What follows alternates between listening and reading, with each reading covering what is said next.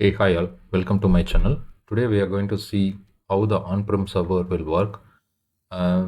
So actually we have started the GCP learning. So in upcoming days you will receive the new videos for each topic. And the initially we just picked how the computing has been evolved so far. I mean, evolved means here I'm just saying a dedicated server, virtual machine, and containers and serverless, right? So on in upcoming days, we are going to see how those things will work in a animated way. Okay, this particular video is an animation. Okay, and also this particular video is in Tamil language.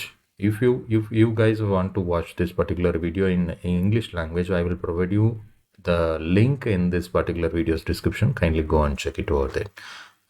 Let's start our discussion. Okay, so இப்போ நம்ம பார்த்தீங்கன்னா நமக்கு இப்படி தான் இருக்கும். ஆன்ப்ரம் server பார்த்தீங்கன்னா இப்படி தான் இருக்கும். நமக்கு வந்து ஆன்ப்ரம் சர்வரில் நம்ம என்ன பண்ணுவோம்னா நிறைய அப்ளிகேஷன்ஸை வந்து ஹோஸ்ட் பண்ணியிருப்பாங்க. நான் இங்கே என்ன பண்ணியிருக்கேன்னா எக்ஸாம்பிளுக்கு 2 அப்ளிகேஷன்ஸ் எடுத்திருக்கேன். ஒன்று வந்து application A and another one is application B எடுத்திருக்கேன். ஓகேங்களா? இப்போ எனக்கு வந்து சர்வரில் பார்த்திங்கன்னா நிறைய ரிசோர்ஸஸ் இருக்கும்ல, ரேம் இருக்கும், ஸ்டோரேஜ் இருக்கும், அதுக்கப்புறம் சிபியூஸ் இருக்கும்ல. ஸோ அதுக்கு ஆன் டாப் ஆஃப் தட் நமக்கு என்ன இருக்குன்னா வந்து ஆப்ரேட்டிங் சிஸ்டம்ஸ் இருக்கும். ஓகேங்களா? இது வந்து விஷுவலாக நான் உங்களுக்கு வந்து காமிக்க ட்ரை பண்ணியிருக்கேன். எப்படி வந்து ரிசோர்ஸஸை வந்து சர்வர் வந்து அலோகேட் பண்ணும், ஒரு அப்ளிகேஷனுக்கும் எப்போ டிமாண்ட் இருக்கும்போது எப்படி அலோகேட் பண்ணணும்னு சொல்லிட்டு உங்களுக்கு அனிமேஷனில் உங்களுக்கு காமிக்க ட்ரை பண்ணியிருக்கேன். வாங்க நம்ம வீடியோக்குள்ள. இப்போ நம்ம இங்கே பார்த்தீங்கன்னா இப்போ நமக்கு இங்கே 2 அப்ளிகேஷன் நம்ம சொன்னோம்ல.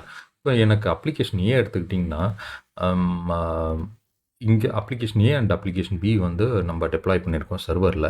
ஸோ டெப்ளாய் பண்ணியிருக்கும் போது பார்த்திங்கன்னா நம்ம சர்வர் வந்து அப் அண்ட் ரன்னிங்காக இருக்கும்போது என்ன ஆகுனா, இனிஷியலாக நமக்கு சர்வருக்குன்னு ஒரு ரிசோர்ஸஸ் தேவைப்படும்ல, மெமரி தேவைப்படும், ஸ்டோரேஜ் தேவைப்படும், அண்ட் ப்ராசஸ் பண்ணுறதுக்கு ப்ராசஸிங் யூனிட் தேவைப்படும். ஸோ இதெல்லாம் தான் அது.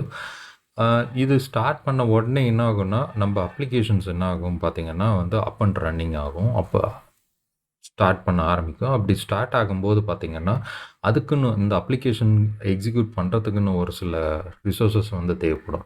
ஸோ அந்த ரிசோர்ஸஸ் என்ன பண்ணுன்னா வந்து நம்ம ஆப்ரேட்டிங் சிஸ்டம் என்ன பண்ணுன்னா அதுக்குன்னு வந்து இந்த அப்ளிகேஷனுக்குன்னு சொல்லிட்டு தனியாக என்ன பண்ணுன்னா எடுத்து அலோகேட் பண்ணிப்போம். ஸோ இப்போ என்ன பண்ணுவோம், நமக்கு எங்கே நம்ம ரிசோர்ஸ் வந்து ஃப்ரீயாக இருக்கோ அங்கேருந்து எடுத்து என்ன பண்ணுன்னா எனக்கு அப்ளிகேஷனுக்கு அசைன் பண்ணிடும். ஓகேங்களா? இப்போ நான் அப்ளிகேஷன் அப் பண்ணியிருக்கேன். அப் பண்ணும்போது என்ன ஆகுனா, இந்த அப்ளிகேஷன் அப் அண்ட் ரன்னிங்க்கு வந்து இத்தனை ரிசோர்ஸஸ் வந்து எனக்கு தேவை. 2 ரேம், ஒரு ஸ்டோரேஜ், அதுக்கப்புறம் ஒரு ப்ராசஸிங் யூனிட், சிபியூ தேவை. ஸோ அதனால் இப்படி இப்போ நான் அப் பண்ண உடனே எனக்கு என்ன ஆகுன்னு பார்த்தீங்கன்னா, ஒரு கிளைண்ட் மிஷின்லேருந்து எனக்கு ஒரு ரெக்வஸ்ட் வரும். கிளைண்ட் மிஷின்லேருந்து ரெக்வஸ்ட் வந்து எனக்கு என்ன பண்ணுன்னா அப்ளிகேஷன் ஏ வந்து அக்சஸ் யூஸ் பண்ணும். வாட் எவர் த அப்ளிகேஷன் வந்து எதுவானாலும் இருக்கலாம். எனக்கு வந்து ஒரு டேட்டாபேஸ் அப்ளிகேஷனாக இருக்கலாம், இல்லை ஃப்ரண்ட் எண்டாக இருக்கலாம், இல்லை எதில் வேணாலும் எழுதியிருக்கலாம். But it's a very high level. நம்ம அதை ஒரு அப்ளிகேஷன் அப்படின்னு சொல்லிட்டு எடுத்துப்போம். ஓகேங்களா? கொஞ்சம் நேரம் ஆக ஆக எனக்கு என்ன ஆகுதுன்னு பார்த்தீங்கன்னா, நம்பர் ஆஃப் ரெக்வஸ்ட் வந்து ஒன்றா இன்க்ரீஸ் ஆகுது. எனக்கு வர இன்புட் ரெக்வஸ்ட்டு பார்த்திங்கன்னா ஒன்றா எனக்கு இன்க்ரீஸ் ஆகிட்டே இருக்குது. அப்போ எனக்கு இந்த அப்ளிகேஷனுக்கு நம்ம ஏற்கனவே அலோகேட் பண்ண ரிசோர்ஸஸால் இந்த ரெக்வஸ்ட்டை ஹேண்டில் பண்ண கேப்பபிலிட்டி வந்து கம்மியாக இருக்கும். அப்போ என்ன ஆகும்னா எனக்கு இன்னும் ரிசோர்ஸஸ் வேணும். ஓகேங்களா? அப்போ என்ன பண்ணுன்னா அப்ளிகேஷனுக்கு இன்னும் நிறைய ரிசோர்ஸஸ் வந்து இந்த ஆப்ரேட்டிங் சிஸ்டம் வந்து என்ன பண்ணும், அலோகேட் பண்ணும். ஃபஸ்ட்டு ஸ்டோரேஜ் இன்க்ரீஸ் பண்ணும். ஏன்னா இங்கே எனக்கு இன்கமிங் ரெக்வஸ்ட் வந்து நிறையா வந்திருக்கிறதால எனக்கு வந்து இங்கே ஸ்டோரேஜ் ரிசோர்ஸஸையும் நான் இன்க்ரீஸ் பண்ணணும்ல ப்ராசஸ் பண்ணுறதுக்கு. அப்போ என்ன ஆகுனா ஸ்டோரேஜ் இன்க்ரீஸ் பண்ணியாச்சு. அதுக்கடுத்து நான் என்ன பண்ணுறேன்னா எனக்கு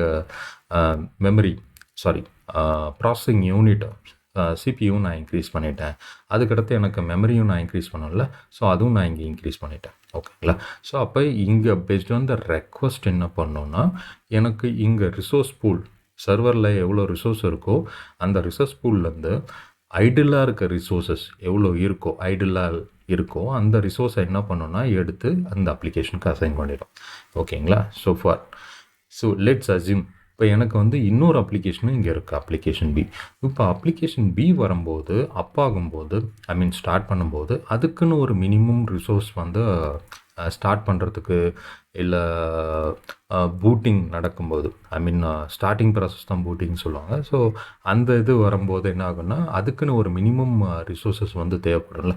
ஸோ அப்போ இந்த இது இருந்தால் போதுமானது. ஓகேங்களா, அந்த அப்ளிகேஷன் ரன் பண்ணது.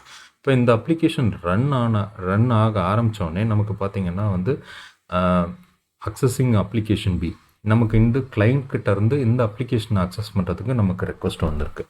பட் என்கிட்ட இருக்க ரிசோர்ஸ் பார்த்திங்கன்னா ரொம்ப கம்மியான ரிசோர்ஸ் தான். ஓகேங்களா, கான்ஃபிகரேஷனே வந்து ரொம்ப கம்மியாக தான் நான் கொடுத்துருக்கேன் இந்த அப்ளிகேஷன் ப்ராசஸ் பண்ணுறது. அப்போ இதால் முடியாது, இத்தனை ரெக்வஸ்ட்டை வந்து இதை எஃபிஷியண்ட்டாக ஹேண்டில் பண்ண முடியாது. அப்போ என்ன பண்ணுன்னா மறுபடியும் என்ன பண்ணும், எனக்கு ஆப்ரேட்டிங் சிஸ்டம் வந்து எக்ஸஸாக எத்தனை ரிசோர்ஸ் வந்து இன்னும் ஐடிலாக இருக்கோ அந்த ரிசோர்ஸஸை என்ன பண்ணுன்னா மறுபடியும் என்ன பண்ணும், அப்ளிகேஷன் பிக்கு அலோகேட் பண்ணிவிடும்.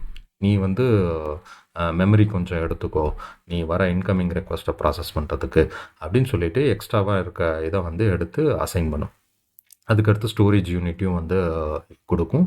அதுக்கப்புறம் ப்ராசஸிங் நமக்கு இதுவும் வேணும்ல ப்ராசஸிங்க்கு. ஸோ அதையும் என்ன பண்ணுன்னா கொடுக்கும். இங்கே பார்த்திங்கன்னா இருக்க நமக்கு இங்கே ரெக்வஸ்ட் வந்து வர ரெக்வஸ்ட் வந்து இன்னும் ஜாஸ்தி ஆகிட்டே இருக்குது. ஸோ அப்போ ஜாஸ்தி ஆகிட்டே இருக்கும்போது இதெல்லாம் பண்ணோன்னா இருக்கிற ரிசோர்ஸஸ் எத்தனை ரிசோர்ஸஸ் வந்து ஐடிலாக இருக்கோ என்ன பண்ணுன்னா ஆப்ரேட்டிங் சிஸ்டம் வந்து ஒன்று ஒன்றா எல்லாத்தையும் எடுத்து அப்ளிகேஷன் பிக்கு வந்து ஒன்று ஒன்றா அசைன் பண்ண ஆரம்பிக்கும். ஏன்னா when compare to application A, application பிக்கு பார்த்திங்கன்னா நிறைய இன்கமிங் ரெக்வஸ்ட்டு தேவைப்படுது. அதே போல் இந்த அப்ளிகேஷனுக்கு மேபி ஹியூஜ் ஃபைல்ஸை வந்து ப்ராசஸ் பண்ணுற அப்ளிகேஷனாக இருக்கலாம். ஓகேங்களா, அப்போ டிபெண்ட்ஸ்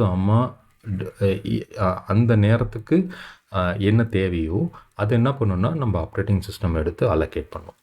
ஓகேங்களா, ஸோ இப்படி தான் வந்து நம்ம ஆன்ப்ரெம் சர்வர் வந்து ஒர்க் ஆகும். ஸோ உங்களுக்கு நான் இங்கே விஷுவலாக காமிச்சிருக்கேன்.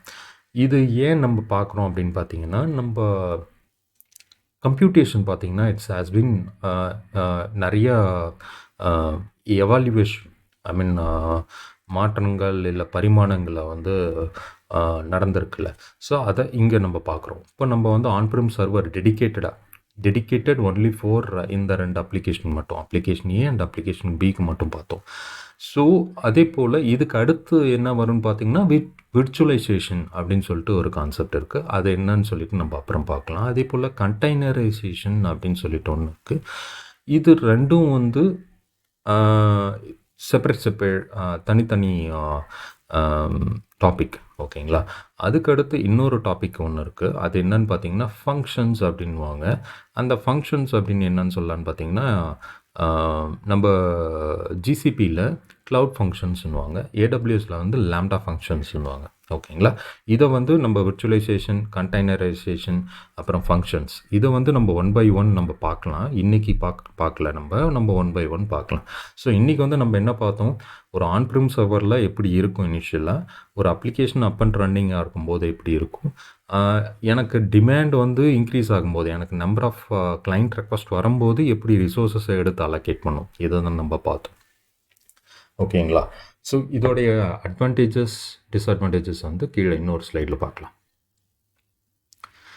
ஸோ இப்போ இதில் சேலஞ்சஸ் என்ன அப்படின்னு பார்த்தீங்கன்னா, நமக்கு ஃபஸ்ட்டு நம்ம வந்து சர்வருடைய கெப்பாசிட்டி வந்து நமக்கு தெரிஞ்சிருக்கணும்.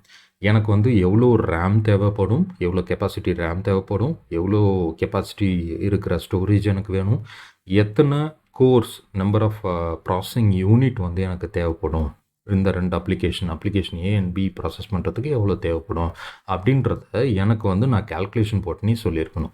இன்கேஸ் எனக்கு வந்து ஒரு ஃபெஸ்டிவல் டைம் இல்லை சீசனல் டைமில் பார்த்திங்கன்னா சடனாக வந்து ஸ்பைக் இருக்கும். ஸோ அப்போல்லாம் வந்து நம்ம சர்வர் கெப்பாசிட்டி பார்த்திங்கன்னா பிளான் பண்ணியிருக்கணும். ஓகேங்களா, பிஃபோர் தேட்.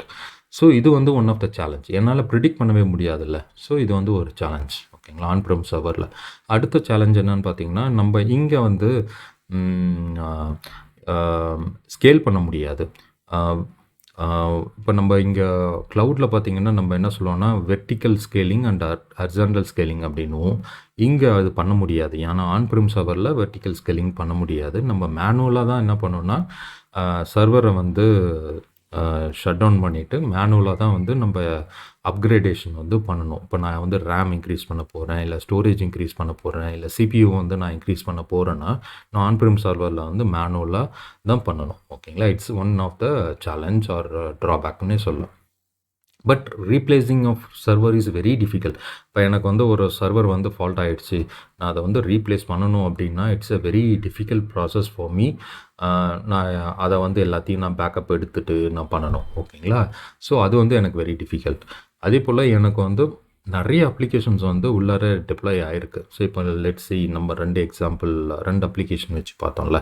அப்போ இந்த ஆப்ரேட்டிங் சிஸ்டம் என்ன பண்ணுன்னா, பேஸ்ட் ஆன் த டிமாண்ட் இதுன்னு இருக்கிற ரிசோர்ஸ் பூலில் ஐடியலாக இருக்க ரிசோர்ஸஸ் என்ன பண்ணுன்னா எடுத்து அந்த அப்ளிகேஷனுக்கு அசைன் பண்ணும். ஸோ இது வந்து கான்ஃப்ளிக்ட் ஆஃப் ரிசோர்ஸஸ் வர்றதுக்கு நிறைய சான்சஸ் இருக்குது. ஓகேங்களா, அதுக்கப்புறம் நம்ம வந்து ஆன்பிரிம் சர்வரில் நிறைய விஷயங்களை வந்து மெயின்டைன் பண்ணோம். என்னன்னு பார்த்தீங்கன்னா செக்யூரிட்டி, ப்ரைவசி, அதுக்கப்புறம் நம்ம கான்ஃபிகர் பண்ணியிருக்க ரிசோர்ஸஸை வந்து ஃபுல்லாக யூட்டிலைஸ் பண்ணுறோமா. இப்போ நான் வந்து ஒரு 100 GB நான் வந்து ரேம் போட்டிருக்கேன் என்னுடைய ஆன்பிரிம் சர்வருக்குன்னா, நான் டெய்லி 100 GB வந்து நான் யூஸ் பண்ணுறேன்னா அப்படின்றத ஒரு கொஸ்டின் இருக்கும்ல. இல்லை நான் வந்து வருஷத்துலேயே வந்து நான் இயர்லி ஒரு 3-4 வாட்டி தான் நான் வந்து ஃபுல்லாக யூட்டிலைஸ் பண்ணுறேன் அப்படின்னா, அப்போ நான் அவ்வளோ மணி ஸ்பெண்ட் பண்ணி நான் அந்த ரிசோர்ஸை வாங்கினது வந்து எனக்கு வேஸ்ட்டு தானே. புரியுதுங்களா? அப்போ நான் வருஷத்தில் 3-4 வாட்டி தான் அந்த ரேம் வந்து 100 ஜிபியை வந்து நான் ஃபுல்லாக யூஸ் பண்ணுறேன். ஓகே, 3-4 வாட்டி டைம் தான், 3 தடவை இல்லை 4 தடவை தான். அப்போ எனக்கு அது வேஸ்ட்டு தானே, நான் இன்வெஸ்ட்மெண்ட் வந்து வேஸ்ட்டு தானே. ஸோ அதுதான் இங்கே சொல்ல வராங்க. ஓகேங்களா, ஸோ தேங்க்ஸ் ஃபார் வாட்சிங் திஸ் வீடியோ. உங்களுக்கு இந்த வீடியோ பிடிச்சிருந்தால் லைக் பண்ணுங்கள். உங்களுக்கு எதாவது டவுட் இருந்துச்சுன்னா கமெண்ட் செக்ஷனில் சொல்லுங்கள், நம்ம டிஸ்கஸ் பண்ணலாம். தேங்க்ஸ் ஃபார் வாட்சிங் this video. Stay tune. Have a nice day.